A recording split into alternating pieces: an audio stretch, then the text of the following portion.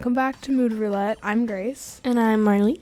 And of course, we're here for another week giving you a deep dive into an album that is new to at least one of us, breaking down the artists, the songs, and the inspiration behind the album. This week is Folk Week, and we're breaking down one of my all-time favorite albums, Cleopatra by the Lumineers. The Lumineers are classified as an alternative folk band formed in Ramsey, New Jersey in 2005. So they have in fact been a band longer than we've both been living on this earth. Within their discography, they have their self-titled debut album, which came out in 2012, Cleopatra, which came out in 2016, 3, which came out in 2019, and Automatic, which is my shirt, which is their most recent album, and it came out in 2025. The Lumineers have gained and lost many members of their band throughout the years, but 2 members have always remained the same. Those are Wesley Schultz, who's the lead vocalist, and Jeremiah Freites, I'm really hoping I said that last name correctly, who's the drummer and the guy who has worn the same outfit for 20 years. Don't like him. He only ever wears white shirt, suspenders, black pants. It's criminal and he should be locked up. And a fedora. Actually, I thought he was the lead singer for like the longest time, and then I saw them. He would be. Yeah, then I saw them live, and he was in the drums. I was like, what is he doing? Who is this man with red hair and a beard? Like, why is he up here? But yeah, the other artists who joined these two when creating this album were Nayla Pekarik, again, hoping I'm saying that name correctly. She played the cello and did background vocals. Byron Isaacs, who played bass, and Lauren Jacobson, who played the violin and then sang on tour with them. All of these artists ended up touring with them for this album, and I don't think they came back after that. I actually don't know. I didn't look that up. I don't think they were there when I saw them, though, over the summer. Okay, Cleopatra is their second full-length album. It has a runtime of 33 minutes, 54 seconds, and has 11 songs. So one of the shorter albums that we're doing, unlike last week. And I think this album shows a lot of their storytelling abilities and it just is what folk music is. It's all stories. It's all... Yeah, that's why I hated it. If Marley stops talking in the middle of this, it means I killed her. Okay. I just don't like folk music. Sorry, Mom, but I don't. Maybe I grew up with it, so I just don't like it. I also grew up with it, and I love it. Right. There are so many songs on this album that show many different points of view, and this album is supposed to capture the feelings of loss, fame, and personal transformation. So you're a big fan, huh? Yeah, because we don't do videos for this, I am currently wearing a shirt from their tour that I went to. I'm really scared. I'm terrified. It's also one of my most favorite shows that I've ever been to. I've gotta be nicer with they're this shit. They're top 3 on the live shows that I've seen. Anyways, this album has 4 official singles: Ophelia, which was the lead single, Cleopatra, Angela, and Sleep on the Floor. Each one of these also has a music video that goes with it, so we will break those down here in a second. And all the videos are connected, which I loved. I think that's so cool. And I didn't know that until I watched them this week. But I think we should start with Sleep on the Floor. What did you think of this song, Marley? So the first thing that I wrote when I listened to it was millennial burger restaurant music. If you guys are chronically on TikTok like I am, you'll know what that means. 2 guys with a dream, man buns, plaid, handhelds, shareables, that shit. That's what it gave me. Shareables. I've heard it on the radio in 2016 when I was 8? I don't even know. I don't want to do math. We were in 4th grade. I was 10. So yeah, but you're also older, so thanks. But I think I was 9 in 2016 or 8, and I just remember this being on the radio and turning it off immediately. You would have been 8, because you're turning... I was right? You're turning 19? Mm-hmm. I think you... you would have been 8 or 9. I guessed right. That, guys. Because I turned 10 in September of 2016. I also said it felt like torture to listen to this song, which is saying it very nicely. I had to force myself to listen to this song. But some good things about it. I really like the drums playing softly in the background. I really liked that. I thought it was nice for ambiance, and I thought it was nice. I also really like the drums and the guitar together. I think it's really good when it like kind of picks up near the end. It's gonna like start slower and then like picks up. I like that a lot.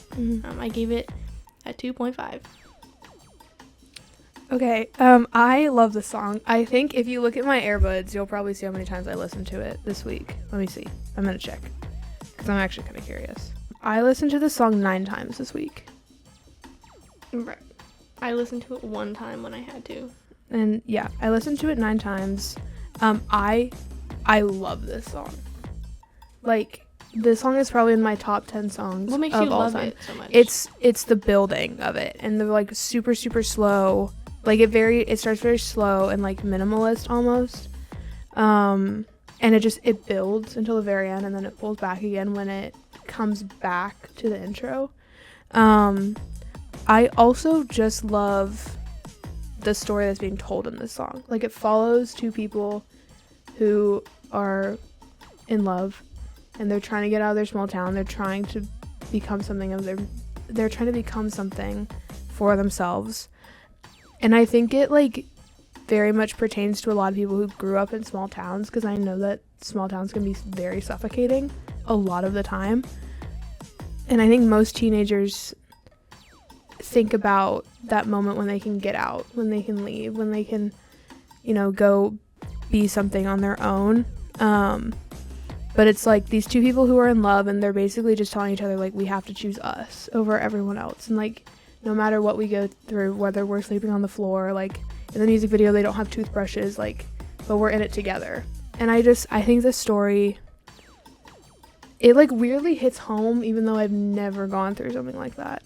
Like, I'm just like, wow, I relate to this so much. And I'm just like, this actually isn't about anything that I've gone through in my life. But it's also implied to be about when, I'm going to call him Wes, because saying Wesley over and over and over again is going to like just be annoying to me. So it's implied about when Wes and Jeremiah decided to just go all in on their music career, and basically just tell each other, like, no matter what happens, we're in this together. We're still doing what we love. They quit all their jobs. They broke their lease on the house that they had in Denver, and they decided to just be touring full-time, writing full-time. I gave this song a 5 out of 5. I love it. And I think it's really fun to sing. Like, me and my friends will, like, in the summer, we'll roll all the windows down, like, blast this song. So it also just holds good memories for me. But and like, usually, like, music videos will, like, I'll get them. Like, I'll get it. Yeah. You know what I mean? Mm-hmm. Like, for Harry Styles, like, what we did for Satellite, that was amazing. That was so good. And when I watched the music video for Sleep on the Floor, I was like, okay, I was just like, what is this? Yeah. Like, that was my question the entire time. Like, what is this? Well, okay. What I got from it was, when she, like, separates from herself, it's because she has this... Yeah, what does that mean? It's because she has this choice. And so she's like, what if I took the option I want to take, but is more risky? And so the separation is almost like 2 parts of herself are literally divided, and one goes and chases the dream and one stays in the small town. That's what I get from it. Okay.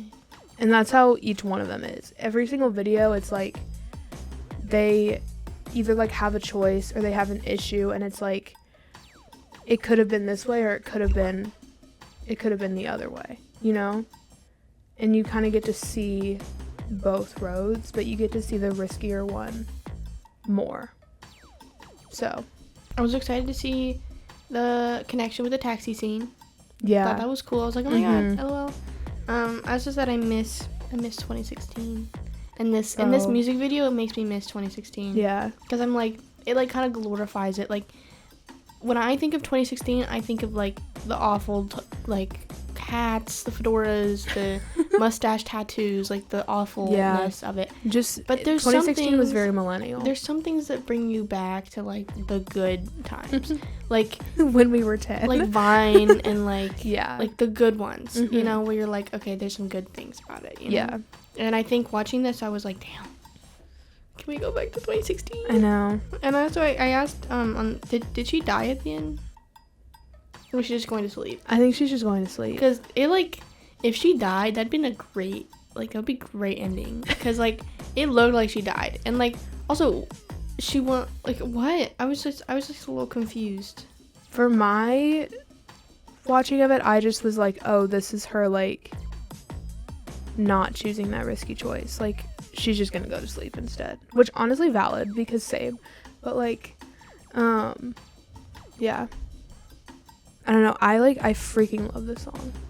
Like, when I get home later today and I have my car back, this is what I'm gonna be blasting. Right. I don't think I'd ever play this willingly. I love this song. Okay.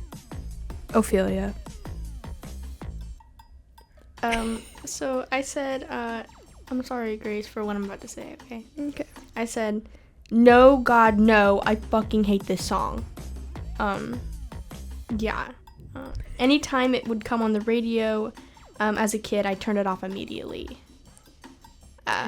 Yeah, I was a rock kid, a rock and roll kid, and I have proof on my mother's Facebook where it said I was wearing a shirt that says "Little Rock Star." Okay, I was a rock and roll kid, so listening to this anytime this was on the radio in 2016 because it was on the radio like all the time. No, if you 24/7. if you say like, oh, I've never heard the Lumineers, yes, you have. Yeah, because you have heard the song. Because it was everywhere. It's everywhere. It still is everywhere sometimes. Like it'll have a resurgence like every summer. Like their one song where it's like I belong with you. Oh, ho hey. Yeah, which those are some trigger words, okay? Hey, that song was one of the first songs I've ever heard by them, and I heard the Kids Bop version. Right, okay. Well, I know that song is resurging because of the whole 2016 thing, but... Yeah. Yeah, And anyways. that's also... Ophelia and Ho Hey are, like, their songs. I fought myself for this song. Like, I wanted to skip it so bad, but I didn't.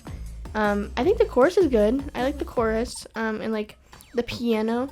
I thought it was a very nice touch. And I said also, belting or screaming? I think personally screaming. I'm trying to think of where it is. He, like, tries to belt and it doesn't work. Like, he just starts screaming. Like, get your boy some music lessons. I'm gonna look at the lyrics. I don't want to play it. Oh, the paycheck thing? I don't know, but he was screaming that word. I think it is supposed to be... It is, but I don't think it's supposed to be a belt. So he's just supposed to be screaming? Yeah, I mean, when I sing it, I belt it, but it's just because, like, if I scream it, it would hurt my voice. Right, okay. I gave it a 1 out of 5. Okay, I can understand that. It is a little overplayed. Yeah, but if you ever heard the Lumineers, you've heard this song. Like, if you're like... I don't know who they are. Yeah, you do. It was huge for a very long time. It was their first song that I actually ever listened to. Of theirs. Not ever, but of their song. It was the first one I ever listened to. And I vividly remember when it was because it was COVID. My parents and their friends had gone to the Dominican Republic, I think the year prior. They're probably going to listen to this and be like, Grace, your timeline is wrong. But I think they went to the Dominican Republic the year before and saw a different folk band called the Ava Brothers there at like one of their huge festivals that they have down there. And so it was COVID time, we're all inside, we're eating dinner together, and my dad was like, we should listen to some music.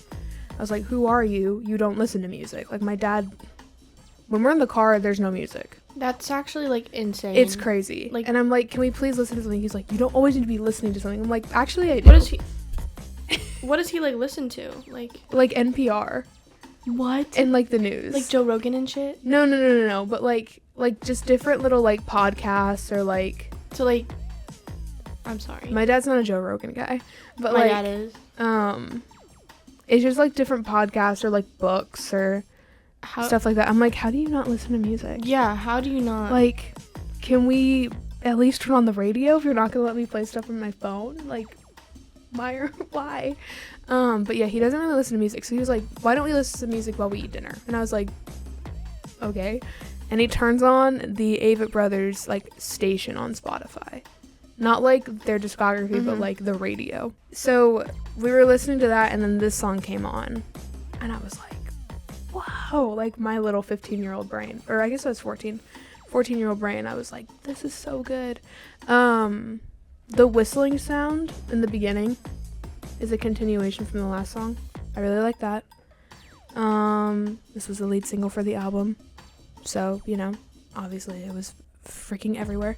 I also love the piano in the song.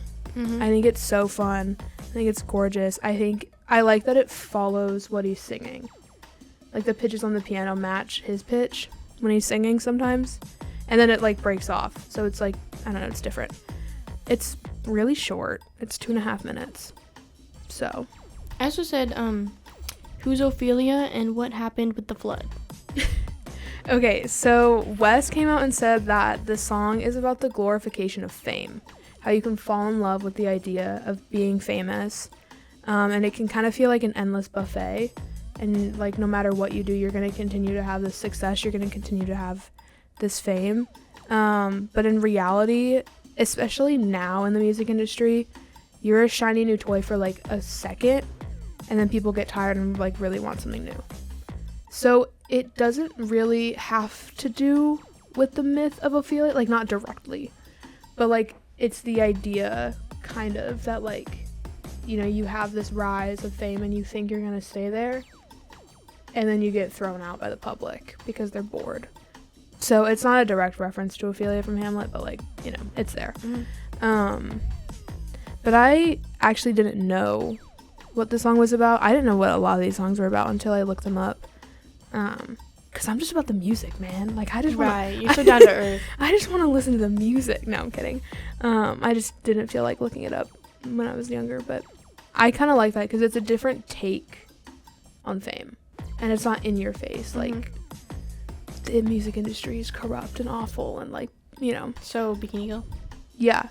I have the song. Actually, I am going to change it. I think I'm going to give it a 4.5 out of 5 instead of a 5. Very diverse opinions. I knew it was going to be. It's just really, like, these songs. Like, I was kind of hoping you'd find one that you like. We'll get there. Okay. But, it just kind of goes downhill from here. I was kind of listening to this. I was like, I know she's going to hate it, but we have to switch the genres. It, I knew I wasn't going to like it. Yeah. But I think that's, like, the whole point. But I think, like, because in my head when we were discussing which one we wanted to do for Folk Week, I was thinking, like, okay, we could do Avett Brothers. We could do Head and the Heart.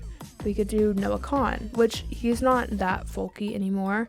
Or we could do the Lumineers. And I actually believe that you would like them the most. Because they are a little bit more upbeat. Like, Avett Brothers are freaking depressing. Like, there's this song that they have called Murder in the City. Literally the saddest thing I've ever heard in my whole life. It's so sad. It's one of my favorite songs, so it's very sad. What do you think of Cleopatra? Do you want to talk about the music video? Oh, yes. Right. Sorry. I liked, like, I don't know what it's called, but, like, whenever it starts out really small and then it, like, expands into a bigger picture. Oh, I like when they do that. I don't know. I should know what that's called. You should know what that's called. I should know what it's called. I don't know what it's called. Hashtag film major, I should know. I said, genuinely, what is he doing? Like, not what I pictured for vocals at all. Like you said, I thought it was the drummer guy. Yeah. Like, I'm sorry, you're telling me, like, I thought it was, like, this brunette guy who, like, loves, like, I don't fucking know, handhelds, I don't know, man bun, who knows. But yeah, has a wife and kids. Not a ginger with a beard. Yeah.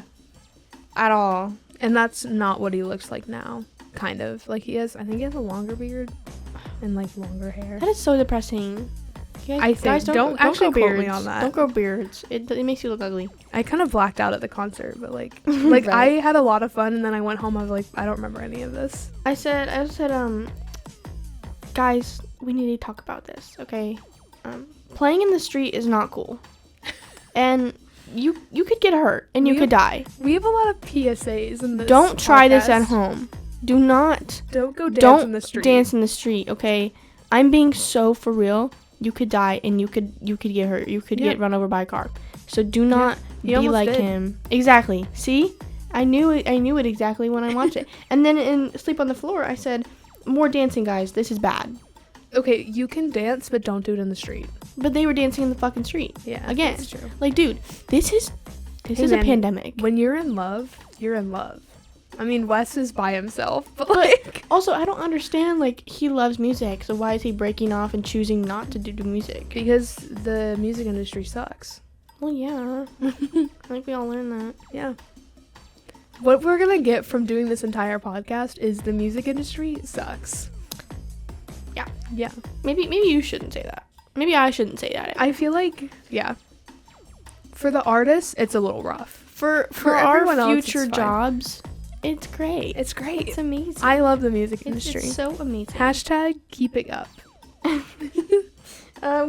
Cleopatra. I said it's church youth group vibes. Like, if I went to church and I went to my youth group, I don't go to church, but if I did, and I went to like a youth group meeting, this would either be playing in the background or the 20-something-year-olds would be playing it on the stage while like saying, guys, get out there, trust in God, like, be yourself, you know? Yeah. Because I have some trauma within youth group, and I know that this would be playing on the stage. So I hated it, obviously. I said it was mid. But whatever pedal he's using for the guitar, I like that a lot. Yeah. I like that. That was nice. I also just do not understand anything he's saying at all. Like, I don't understand the lyrics whatsoever. I give it a 1.5. So Okay. I got a little bit more, than the last one.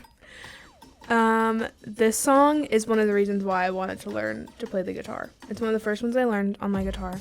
I actually don't know if I still know it by heart because it's been so long since I played it, but I used to know it by heart. I love the way the guitar sounds as well. I love in the chorus when the guitar goes away and it's just piano because it makes it sound really sad. And it's like this turn. Also, the story behind this is one of my favorites on this album. And we're going to take about 2 minutes and talk about it. So, this song is about a taxi driver that Wes met in the Republic of Georgia while they were on tour. And as he was in this taxi with her, she told him her entire life story. So now I have her entire life story. Right. So basically, when she was 16, she's a lot older now. And she was a lot older when she met Wes. But when she was 16, her father died unexpectedly. And then in the midst of her grieving, her longtime boyfriend asked her to marry him. But she refused to give him an answer. And so he ended up leaving. And, leaving town, was never seen again. And it was on the day that he proposed, it was raining. And so he tracked mud into the house. So when he sings, I can't even remember any of the lyrics at this point, but, how she'd never cleaned up the mud on the carpet, that actually happened. She left, the mud stains on her carpet, because she wanted the reminder of, her great love, her one true love. And that's all the first verse. Second verse talks about how it was just literally a taxi driver and the stranger in the backseat is supposed to be Wes. The chorus talks about how the taxi driver regretted not marrying the love of her life when she had the chance, and now she believes that she's going to spend the rest of her life alone. The bridge talks about how she ended up getting married and having a kid, but the marriage ended in a divorce, and she kept the kid, so it's the only gift from my Lord was a birth and a divorce. And then the line, but I've read the script and the costume fits, so I'll play my part, which is also in the bridge, talks about how even though she knows that her life, low-key kind of sucks, she doesn't really want to change anything about it because she's just accepted that, that's the way it is. And the end of the song is about her inevitable death, and even though she lived this eventful life, she still believes she's going to die alone. Damn. Yeah, he got all of this in a taxi ride and then wrote it from her perspective. See, he's the best case scenario. I feel like if I was in this taxi, I would be texting you the whole time being like, dude, this bitch is talking my ear off. She's telling me her whole fucking life story, didn't ask. Yeah. What the hell? And I then just want to get to my destination. Then he made the music video. So you see all the strangers in the backseat. I wonder if this taxi driver knows I don't know. That she has a song about her and that a music video and stuff. I don't know. Probably. Or that he was from the Lumineers. I hope she does. I hope she knows. Imagine she just stumbles upon it one day and she's like, hello, like that's my story. Yeah, so I gave the song a 5 out of 5. Yeah, right. Okay. The music video, this was like in the midst of like kind of learning, because like you told me they were all connected, and I was like, okay, what does that mean? Yeah. So I basically only have questions for this. Okay. Fire away. I said end of life crisis ? Yeah. I said woman from before ? Because the celloist makes an appearance. And I was like, oh my god, is she the woman? But I was so confused, and I also was like, are they dating? The woman and the young boy? No, that's her son, Marley. I gathered that after you told me that. That's her son. But yeah, it seemed a little bit like the Folgers commercial. You know what I mean? Where like the brother comes back from like war, and like she like puts the bow on him and is like, "You're my present." That's what it seemed like. Right. Not it's like, this woman who it's like women who like are in love with their son. It's like that. I mean, yeah. That's what the vibes I was getting. She's had a sad life, Marley. Yeah, but that means she can be in love with her son. She's not in love with her son. Yeah, but she just loves her son. I was getting weird vibes. When you have a like single mom, like you can tell that the dad like isn't in the picture at all. Maybe I just hate like love and affection as a whole. Yeah, but I think that's your issue.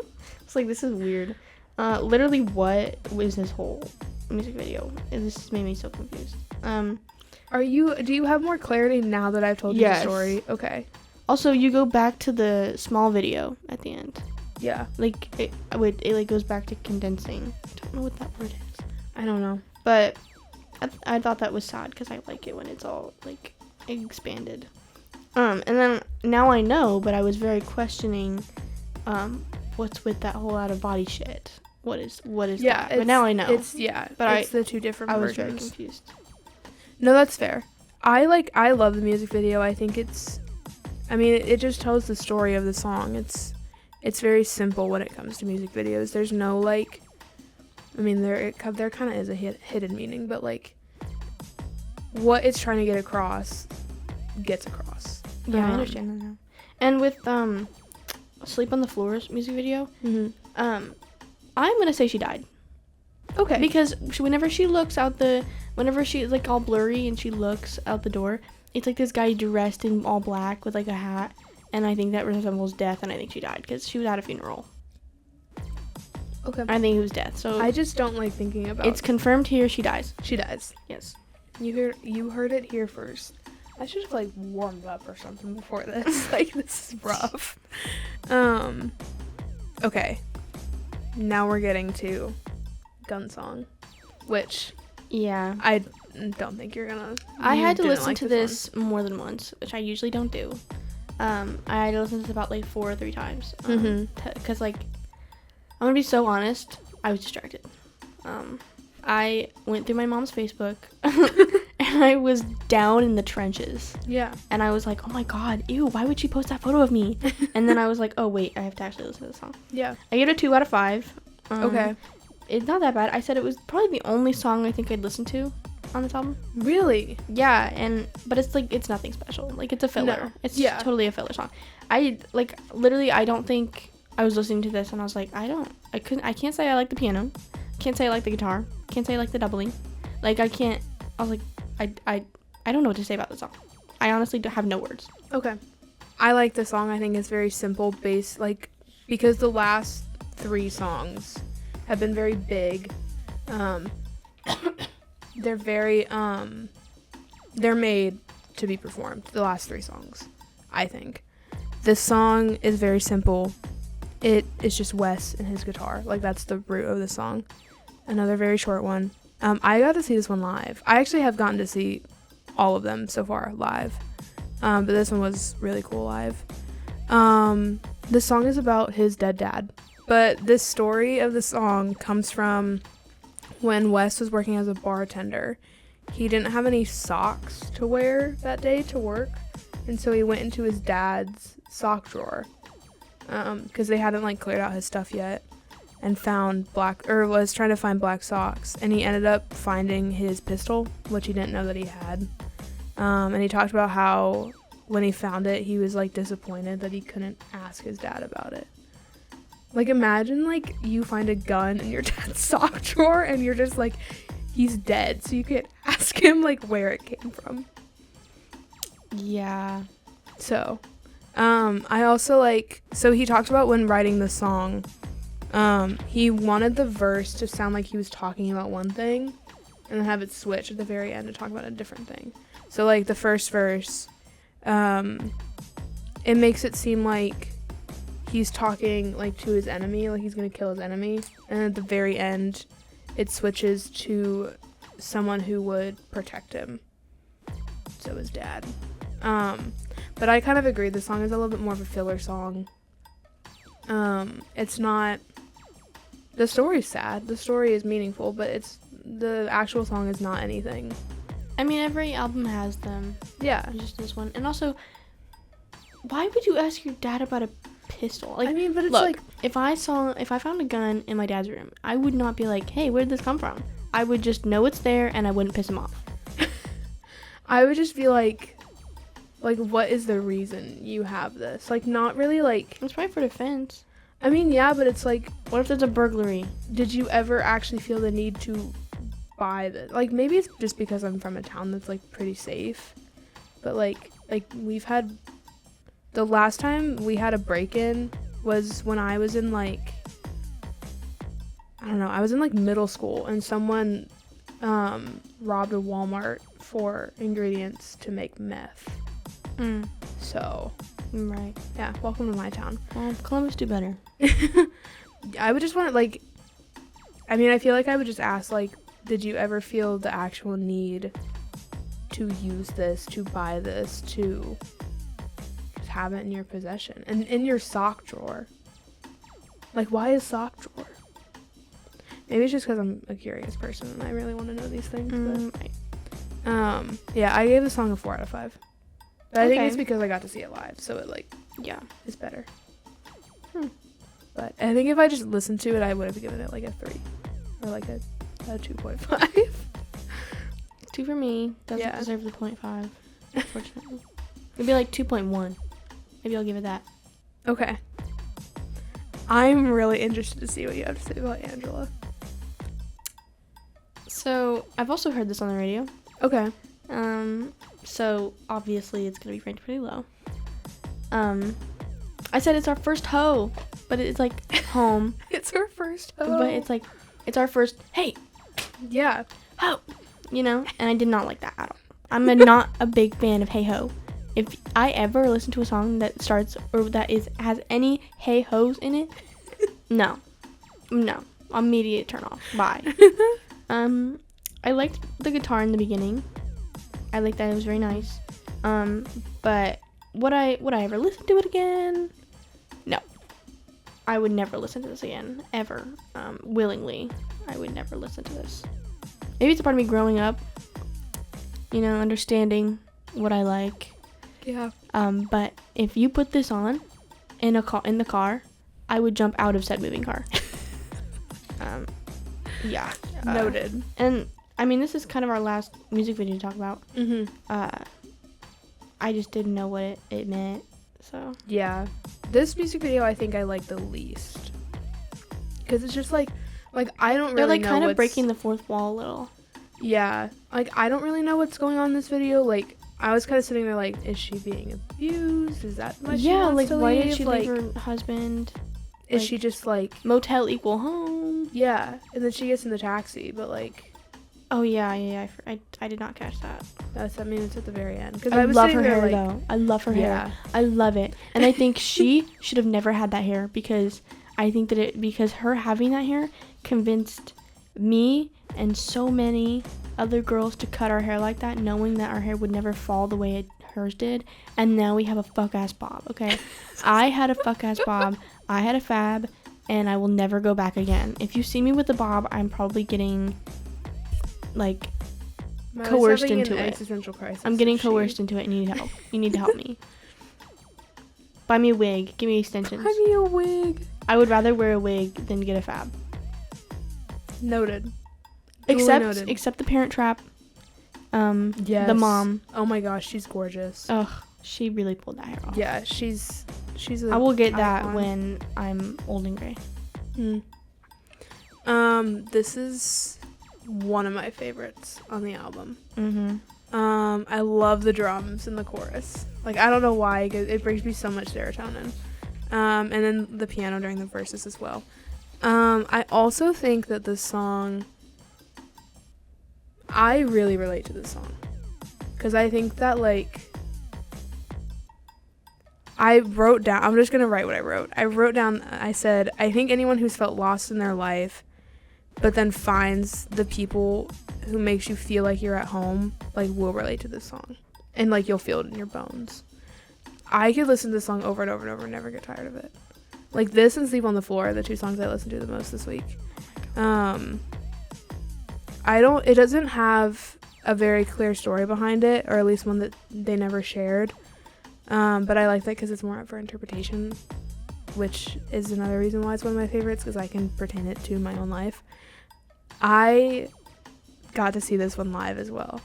And when I tell you screaming those lyrics with, like, thousands of people in an open space, because we were at Ruoff? We were at Ruoff in Noblesville. So it was, like, this grand open space, and you're screaming with, like, thousands upon thousands of people. It's, like, transcendent. It was so fun. Yeah, but the music video, I think, was one of my least favorites. Like, if I had to rank the music videos, it'd probably be, like, Cleopatra, Sleep on the Floor, Ophelia, and then Angela. I agree with that. I just also like that the chorus is obviously just one line, but I like that, like, the first time he sings it once, the second time he sings it, like, 3 times, and then, you know, obviously the last time it's, like, 15, but I love this song. Like, this is one of my favorite songs of all time. It's crazy how diverse it is. I love it. I gave it a 5 out of 5. I'd probably give it a 6 if I could, but, like, it's a 5 out of 5. Right. Okay. Yeah. 2.5 to 6. Wow. I love this song. And as we get into the back half of this album, like, it starts to decline a little bit for me, but, like, we'll get there. Which is actually insane because it, like, goes up. Really? For me, it, like, declines in the beginning and then it just goes up. I think the front half of this album is a lot stronger than the back half. I disagree. Except for, like, one song. I disagree with that. Okay. This next song, In the Light. I actually really like this song. Okay. Which is shocking. Which is shocking. I was listening to this and I was like, why do I like this? Like, this is nice. It's very slower. The piano doubling with the guitar is very good. Yeah. I kept saying the piano is very, very nice. Yeah. I think the instrumentals throughout this whole album. It really is. And I like that it's gorgeous. slower. And yeah. I would 100% listen to this, like, on my way to class. Like, I like this one a lot. We found it. It was found good. one. The fact that we're 40 minutes into this already is kind of crazy. Just short up. Yeah, but we were almost done with the Clash at this point. Really? Yeah. Well, we also have music videos. That's true. And you didn't watch the one, so. Am I gonna continue to get hate for this? It was literally just them performing live, Marley. Yeah, but it was important, okay? Okay. And also, what? Which one was it? Fucking. What? Hold on, let me go back. the fuck Angela and Ophelia were just them fucking performing live. I had to watch. Angela had more of a story. I had to watch that fuck ass guy play drums with his stupid ass suspenders and his stupid ass fedora. That should be criminal. He should be locked up. Yeah, he wore that when I saw him. He needs to go to jail. This is not. Also, I actually want to show you a video of their, like, crazy piano player that they bring with them on tour because he's absolutely insane. Literally, who wears suspenders in the Big 26, okay? The Big 26? Who? It's... I wonder how many pairs he has. Like, genuinely. Like, because, you know, like, when you look at if I was his wife, I would throw them all out. Like, if you look at an artist's wardrobe while they're on tour, there's, like, 8 million of the same thing. I wonder how many suspenders he has. Just, like, 30 of, like, the same black suspenders. I'll, like, DM them on Instagram and be like, hey, I have a question. It's very important for the livelihood of the podcast that I do. I can't. I have to know. Okay. I'm glad you liked In the Light. I did. I gave it a 4 out of 5. Okay. I think this is more of a filler song, in my opinion. I agree. I think that, I mean, it's very simple. Love the guitar and piano. I will say that for every single song on this album. You only hear the chorus once, which I think is interesting. This one had nothing on Genius. Absolutely nothing. No story. Nothing.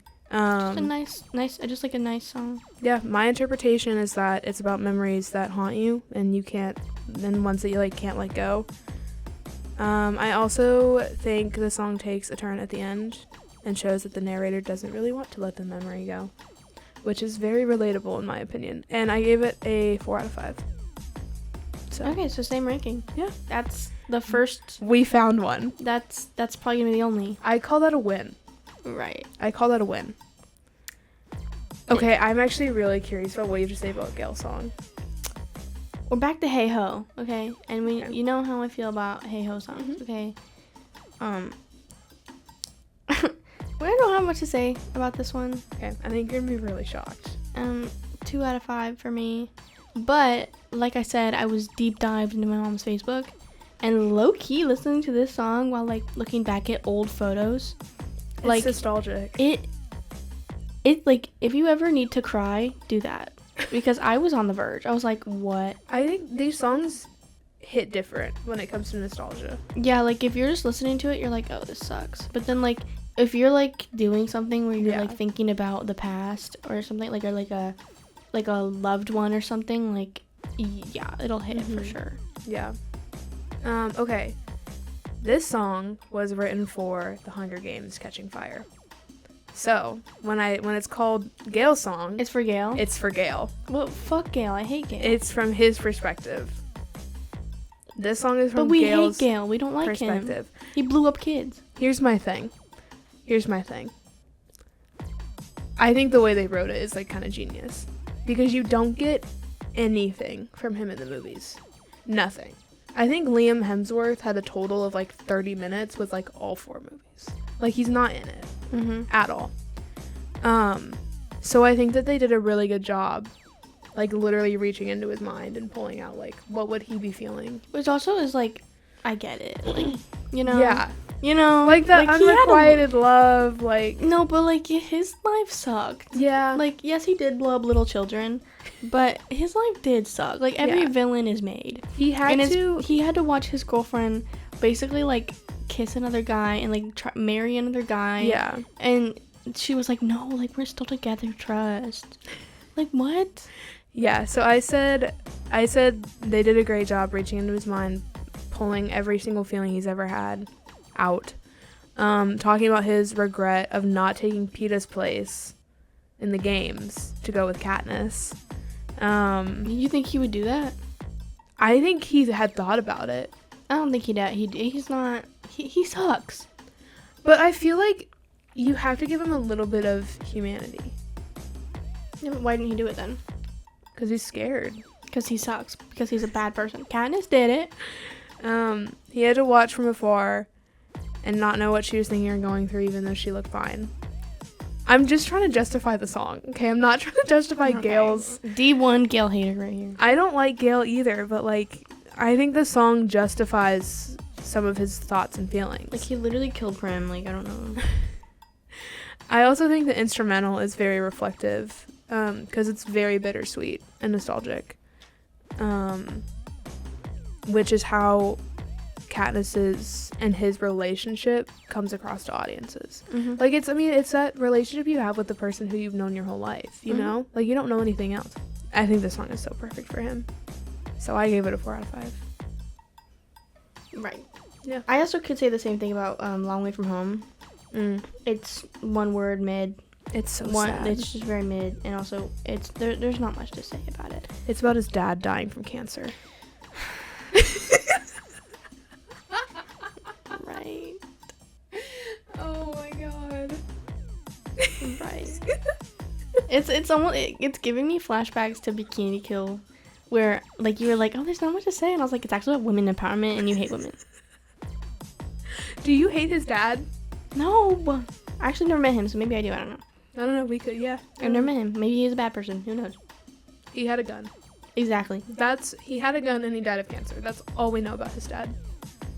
I mean, not looking great. Sorry, Wes. Yeah, so it's about his dad losing his battle to cancer. I like how each verse ends with the same line, but they're all different at the same time. And I like how the last one is, because all of them is you're a long way from home, I'm a long way from home, we're all a long way from home. And then the last one is you weren't far away from home, which just kind of like hits. Like I saw that, I was like, shit, man, like goddamn. And I mean, the song shows how it is to watch someone you love go through pain like that and then passing. And you know, you have that thought of like, they made it. They're back in somewhere where, you know, they're supposed to be, whether that's heaven or, you know, whatever you believe in. But I don't love this song as much. I think it's very slow, it's very sad. It's not one that I would really listen to.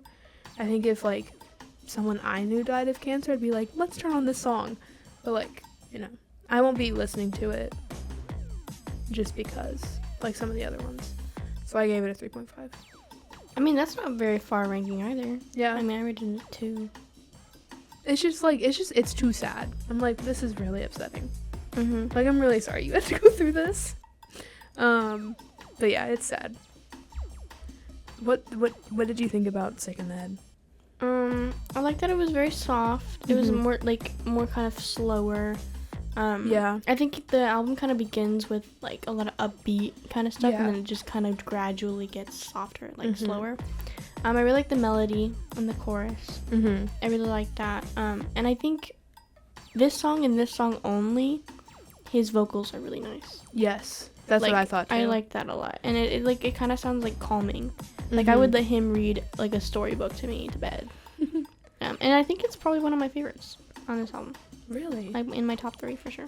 Interesting. I said it's another filler song. Very simple chords. Shows off Wes and his voice, which I really, really liked. From what I could find about this song, it's supposedly about an ex-convict who just got out of jail, and is trying to turn his life around again, but people kind of keep saying, like, he's no good, he won't amount to anything, you know. The very typical things that you say to a person who just got out of jail. Right. Which obviously Sick in the Head makes sense. I gave it a 2 out of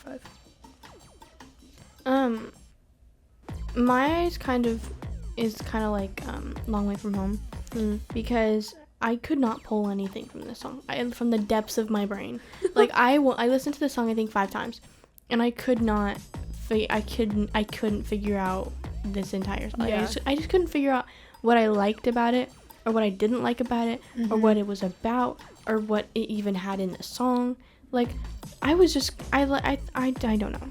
I like the percussive instruments. I always like when like kind of songs bring in different instruments other than like the ones that they play, like drums and guitar and stuff. Like I like when they bring in like the maracas and like the triangle, you know, shit like that, like a brass section. I liked that a lot. And I also like the build up to like the soft parts. You know. Did you move on to My Eyes? Sorry, Yeah. Okay. I like blanked out for a second. And I was like, where are we? I'm back now. Right. Okay. Yeah.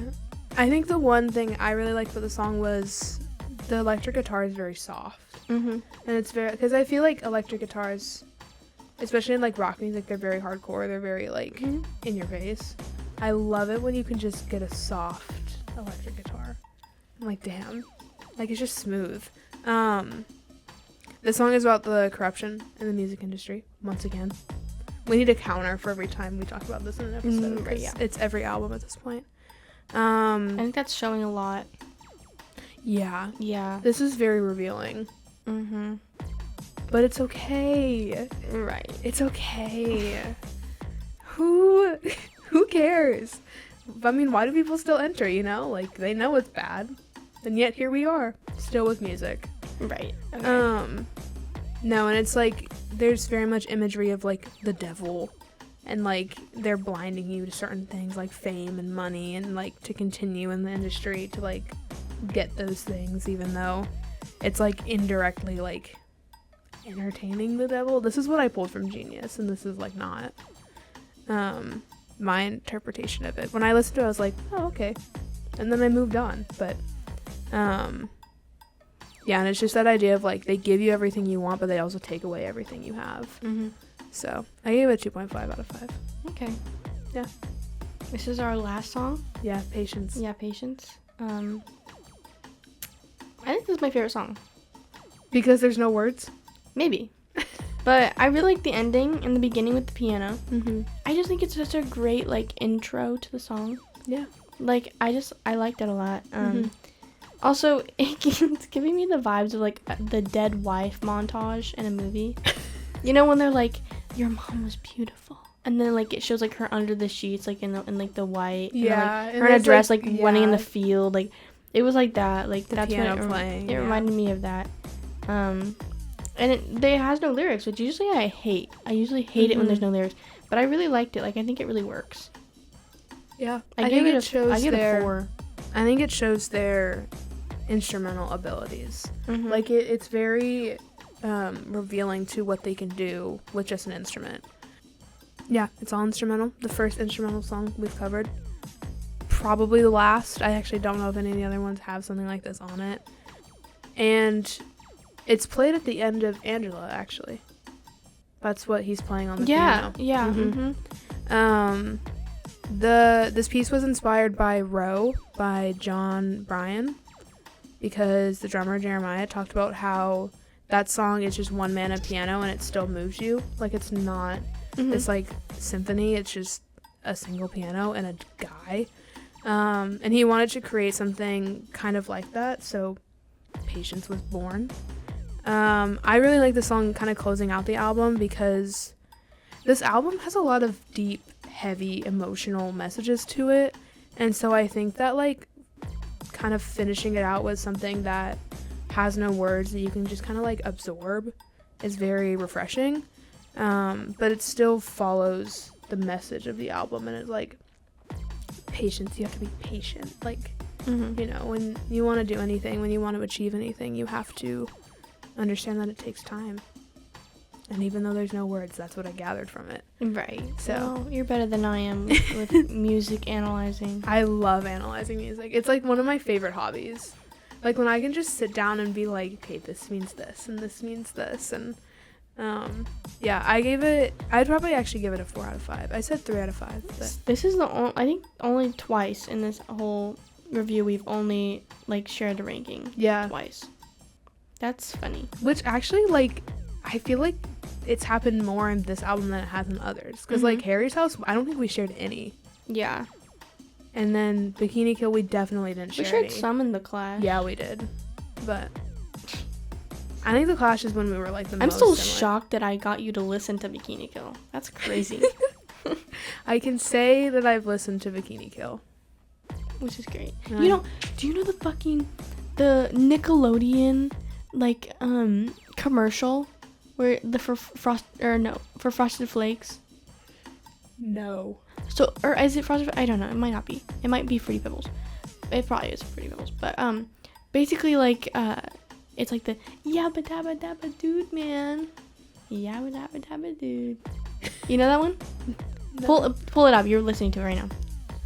Because on what is it called? It's like the Nickelodeon commercial where they're playing sports and they're singing Yabba Dabba Doo. That's Nickelodeon. That's Latigre. I didn't know that Latigre sang that. It was in their song Mediocrity Rules. Pebbles commercial. It was Mediocrity. Oh my god, I can't fucking talk. Mediocrity Rules. This? And I'm shocked. I was listening to that when I was little. This? That's Kathleen Hanna.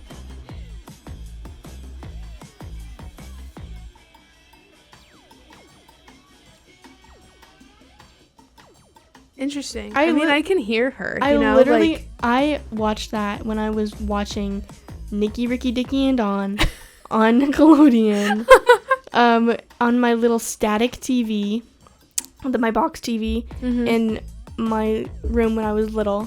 And I was like, oh, whatever, like, it would play every fucking 2 seconds. So I was I was like, whatever.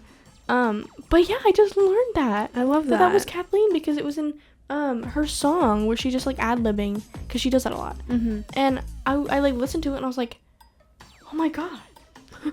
I grew up with Kathleen, basically, is what I'm saying. This is insane. I was shocked. I like the turn they've taken here. What are your top 3? My top 3 are, number 1 is Patience. Okay. Number 2 is Sick in the Head. Okay. And number 3 is In the Light. Okay. That's my top 3. Overall, I think I would give this album a 4 out of 10. Right. It's an awful start. It's a really awful start, but a great beginning, or a great like ending. Yeah, it was awful. Would I add it to my playlist? Would I add any of the songs? No, but maybe I would add Patience. I think maybe that one. Yeah. But I don't think any. I would never listen to these again. Good to know. My top 3 are Sleeping on the Floor, Angela, and Cleopatra. I give this song a 9 out of 10 because I think it's almost a perfect album, in my opinion. I love this album so much. I think this is their best album, by far. I think one of them was nominated for a Grammy. I mean, I'm pretty sure. I'm sure it's like it was popular for a reason. You know? I just have a specific taste. Yeah. And I think I just could not relate to the YN culture. Like YN not culture. Like YN as in like the Wattpad, like your name, that kind of YN. Well, you did other things. Right. Okay. Right. Sure. Anyways, but yeah, I'm not the main character like getting sold to One Direction, you know, kind of. I was songs. that child. So that makes sense. Yeah. I never read full books. I will say that. I never read full Wattpad books. Me either. I did read the little, like, imagines on Pinterest, though. And it was a real issue. I read, like, the Draco Talk imagines on TikTok. That's like, so real. Oh my gosh, we're really exposing ourselves right now. Do you want to talk about next week? Oh my god, I'm so excited. Next week is actually the reason we started this. Next week and then the 1 week in March. Was it the reason we started I this? think so. We were like, we need a reason to talk about this stuff. Because we had talked about how, like, we would never listen to some of the songs that the two of us like unless we were forced to. It's true. Like, I would never listen to Bikini Kill unless I was forced to for this. Like, ever. Like, genuinely. If you were like, oh, you should listen to this, absolutely. I feel like you would like Le Tigre more than Bikini Kill. Like, Decepticon. It's a great song. Okay. Did you listen to it? No, not yet. Right. Okay, sure. I can do that tonight as I'm laying in my room by myself. Because you'll listen to, like, the first chord and you'll be like, oh, I know this. Okay. Like, you will know it. Okay. It was very popular in 2020. Like, trust. It was also very popular when Roe v. Wade was overturned. So, I don't know why, but it was. I don't know. I found out yesterday that, do you remember the instrumental that all of the YouTubers would use in, like, 2017, 2018? The, like, very upbeat, like, royalty-free sounding. Hang on. I want to see if I can find it.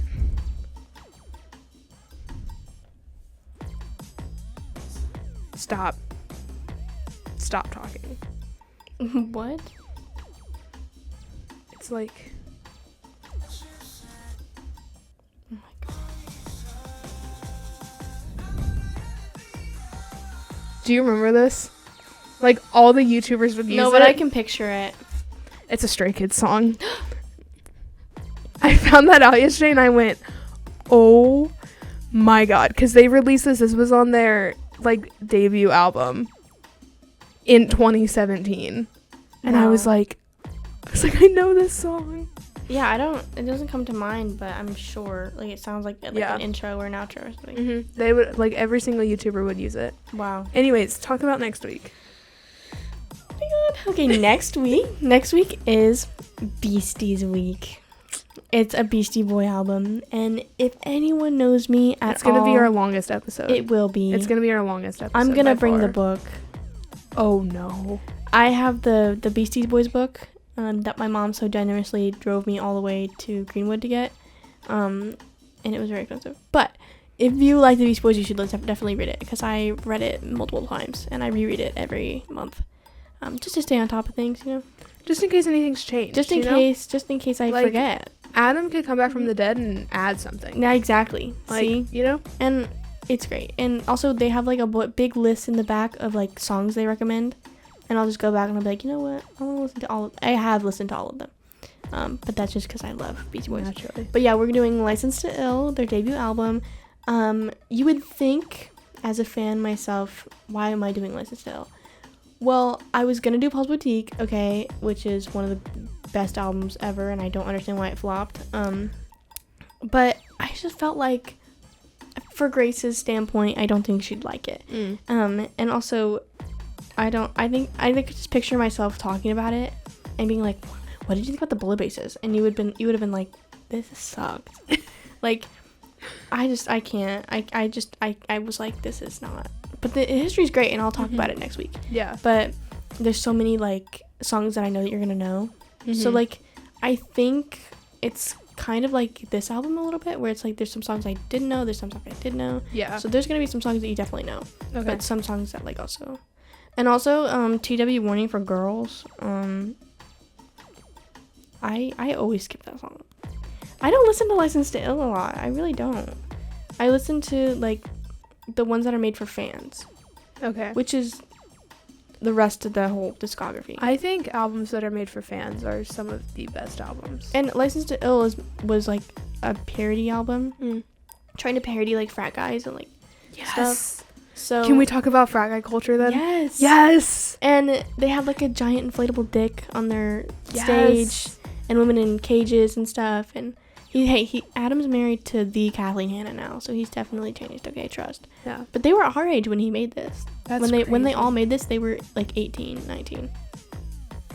And they were touring, like, big stages. They went to, like, international, like, it was crazy. And Rick Rubin, like, helped with Def Jam. Like, this album basically made Def Jam, other than Run DMC, I think was on this. Yeah. And they opened for Madonna, which is crazy. So they're assholes in this one, but it's just because they're 18 and 19. Yeah. We'll talk more about it next week. I mean, next week and then the 1 week in March is literally just our excuse to fangirl.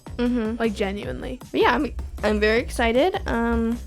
It's gonna be about maybe at least 3 hours long, I want to say, or me maybe sitting here. Oh, the episode. I thought you were talking about the album. I was like, girl, there's no way. No. I'll be spitting and yapping. I love them so much. I was gonna also do Hot Sauce Committee Part 2 because it's one of my favorite albums, but again, I just think License to Ill is, like, the best thing to do because of I know that you would like it, and also because it's, like, their most popular album. And everyone knows it. Yeah. Do I personally listen to a lot of their songs? Not really. But I do love. I have all of them saved. And I have the CD. And I have the album on vinyl. So I do love it. Yeah. And I even painted the album cover on my brick in theater my senior year. And also I think it was one of my quotes for my senior quote. So I do like it. We didn't get senior quotes. Well, we didn't either, but then I had to do them all. Like, that's the way I convinced my teacher to do it, because I did them all. So people were, like, people who never talked to me before, they, like, were texting me, and they're like, can you make this my quote? Well, BC's week, next week, License to Ill, look forward to it. It's me talking again, so you get my beautiful voice back. And yeah, we'll just be yapping. We'll be yapping for a long time. Yeah. It's gonna be a long... We cannot be late next week. Nope. I'll set, like, more alarms. Yeah.